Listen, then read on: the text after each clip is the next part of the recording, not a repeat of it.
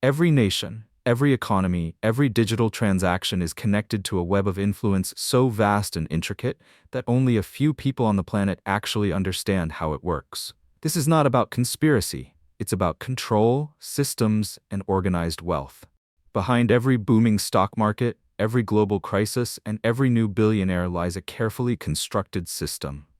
One that rewards a tiny group of insiders who understand how the global wealth machine really operates.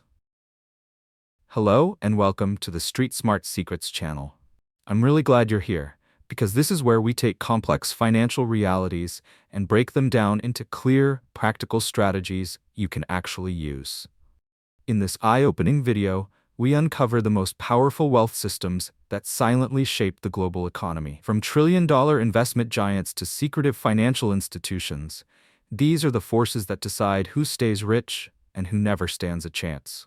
You'll discover how the world's most powerful wealth organizations operate, how they control assets across nations, and why the most powerful business organizations are more influential than many governments. Prepare to see money, power, and influence in a way you've never imagined. Watch till the end to uncover how the global wealth system really works behind the scenes. The secret network of financial powerhouses dominating world markets, why the rich keep getting richer, and how you can position yourself on the winning side. Don't just watch, learn how the system works before it works you. Money doesn't just circulate freely, it moves through systems built on power, trust, and control.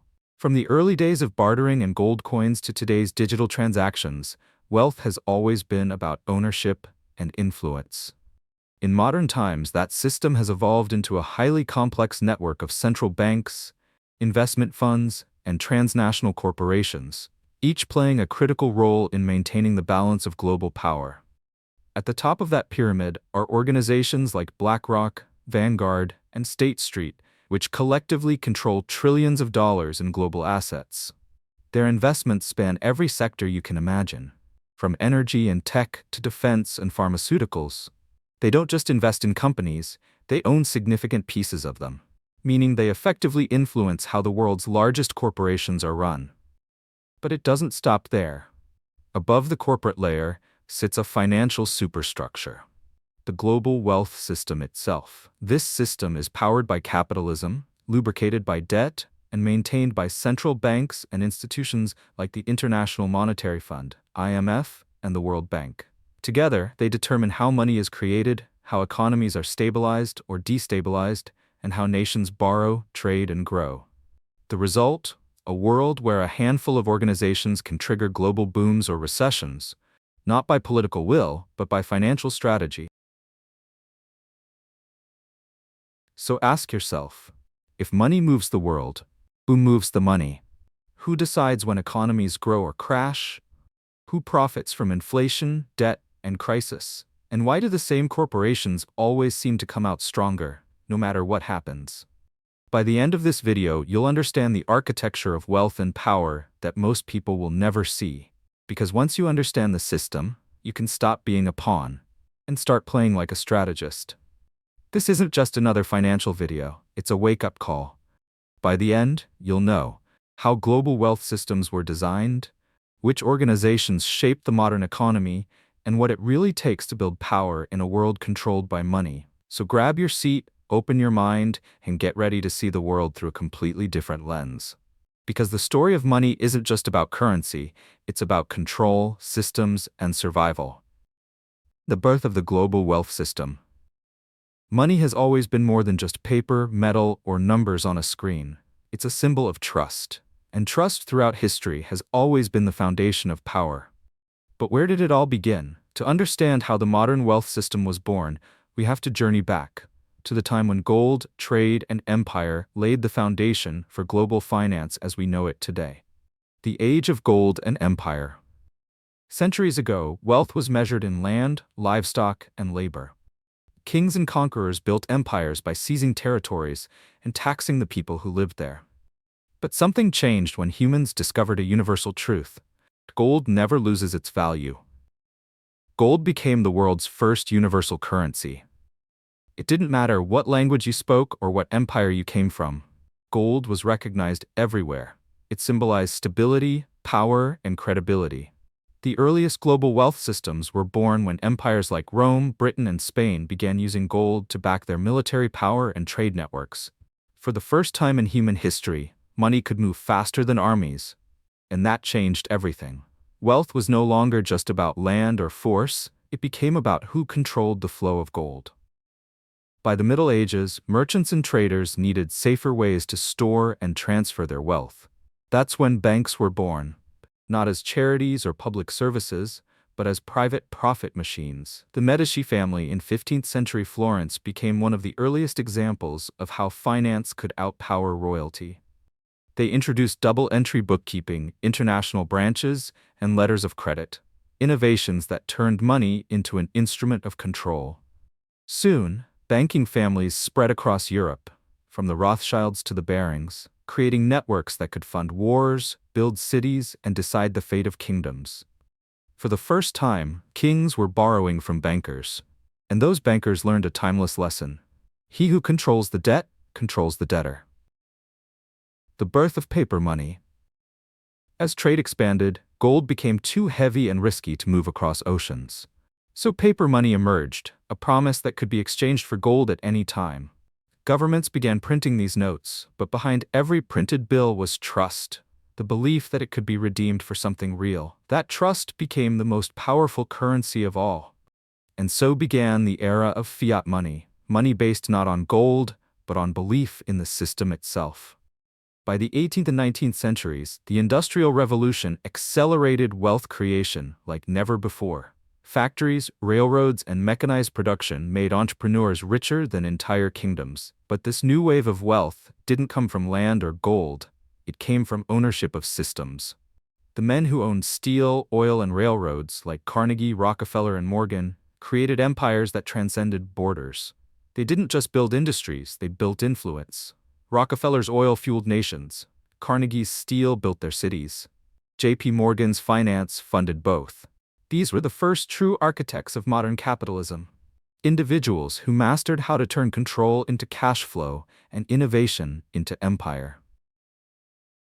1913, the creation of the Federal Reserve. But the real turning point came in 1913, when the United States established the Federal Reserve System. On the surface, it was created to stabilize the economy, but in practice, it centralized control over money creation. For the first time, a private banking network gained the legal authority to issue the world's most powerful currency, the US dollar. This decision forever changed the structure of global wealth. It meant that governments no longer directly printed money, they borrowed it from a system of bankers at interest. That's when money itself became debt, and debt became the foundation of modern economies. The birth of global financial control. Fast forward to the mid-20th century, World War II reshaped the global order. Out of the ashes of conflict came the Bretton Woods Agreement, 1944, which established two institutions that still dominate the world today: the International Monetary Fund, IMF, the World Bank. Their mission was to stabilize the global economy and prevent future wars. But in practice, they became the financial gatekeepers of the world, lending to nations in crisis, but often with strict conditions attached. Through these institutions, the wealthiest nations and banks could influence the economic policies of entire countries, dictating how they spend, save, and invest. The US dollar became the world's reserve currency, meaning nearly every international trade, loan, and transaction would depend on it. From that point forward, whoever controlled the dollar controlled global wealth. The digital age, a new empire of data and finance. By the 21st century, money had evolved again, from paper to pixels. Now, wealth moves through digital systems managed by powerful institutions and corporations. Investment giants like BlackRock, Vanguard, and State Street became the silent shareholders behind the world's most valuable companies: Apple, Microsoft, Google, Amazon, Exxon, and more. They don't sell products, they sell control. Their power lies in ownership, and through trillions in assets, they have influence over governments, corporations, and even social policy. At the same time, technology companies like Apple and Google created new wealth systems, ecosystems that collect data, shape consumer habits, and redefine the meaning of value itself. Money is no longer just earned, it's engineered, automated, and digitally controlled. What started as gold coins in ancient markets has become complex networks of finance, data, and algorithms. Gold once backed value. Paper once represented trust. Now, data determines wealth. Every click, purchase, and digital transaction adds to the flow of money that defines modern power. And behind that flow stands a handful of organizations, not kings, not politicians, but wealth systems built to perpetuate control. Capitalism, the engine of wealth and inequality. The foundation of today's wealth system is both the greatest wealth generator and the greatest divider in human history. It encourages innovation, rewards creativity, and fuels competition. But it also concentrates power in the hands of those who control production, technology, and financial capital. Under capitalism, money doesn't just buy comfort, it buys control. Ownership of assets, patents, and technology creates a feedback loop. The more you own, the more you earn, and the more you earn, the more you can own. That's why the gap between the rich and the poor keeps expanding. The system itself rewards those who understand how to manipulate it, and punishes those who only participate as consumers.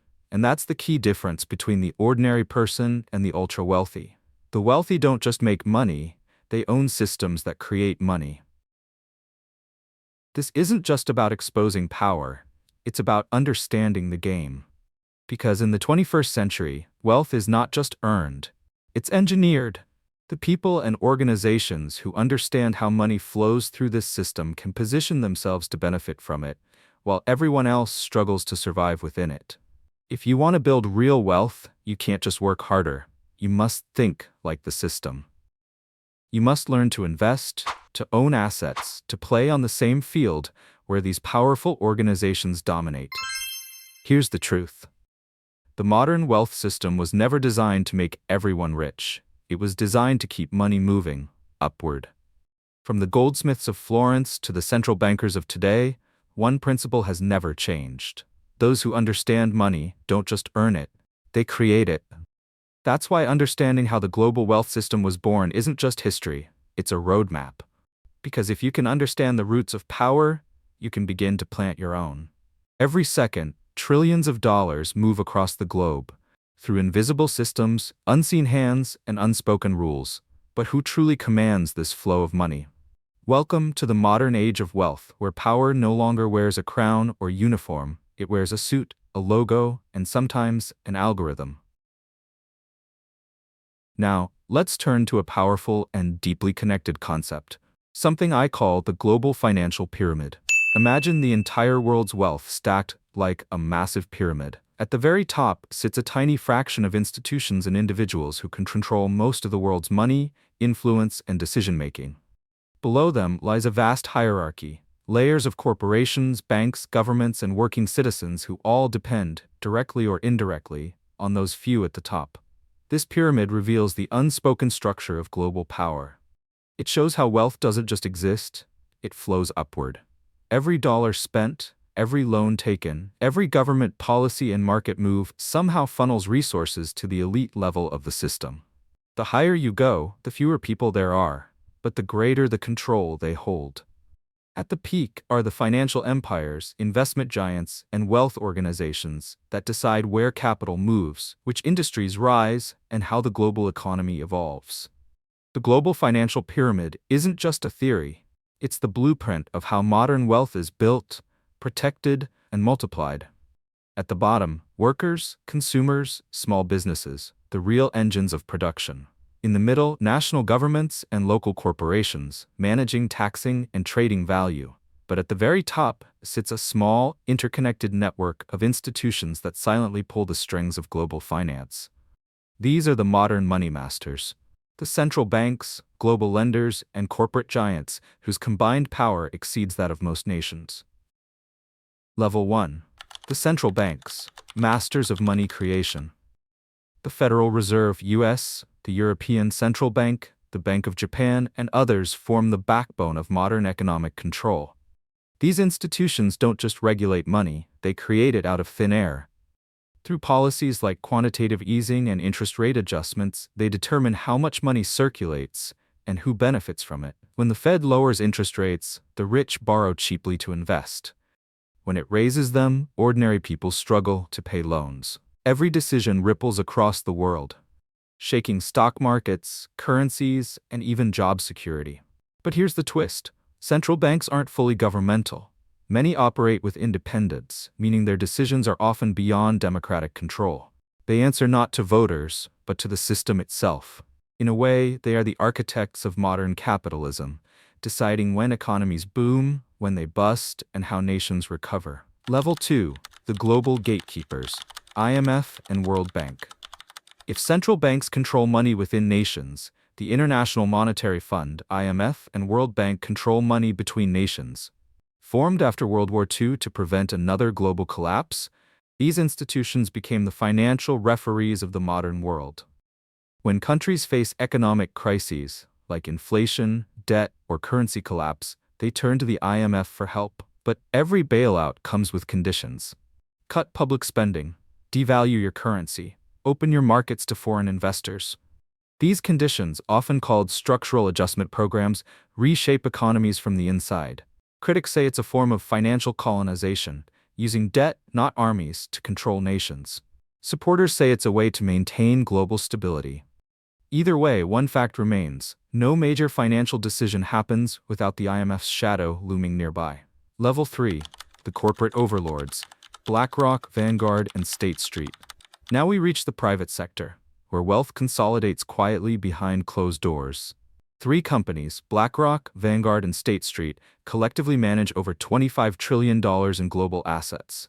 To put that in perspective, that's more than the GDP of the United States and China combined. They own shares in nearly every major corporation you can think of: Apple, Microsoft, Amazon, Google, Coca-Cola, ExxonMobil, even media outlets and defense companies.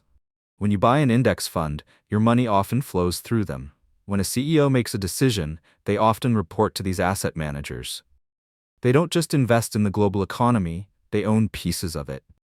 They vote in board meetings, influence corporate policies, and steer entire industries toward their preferred outcomes. In essence, they are the invisible shareholders of capitalism, holding silent power over both Wall Street and Main Street. Level 4. The tech titans. Data is the new oil. In the digital age, information has become the most valuable commodity on Earth, and those who control data control wealth.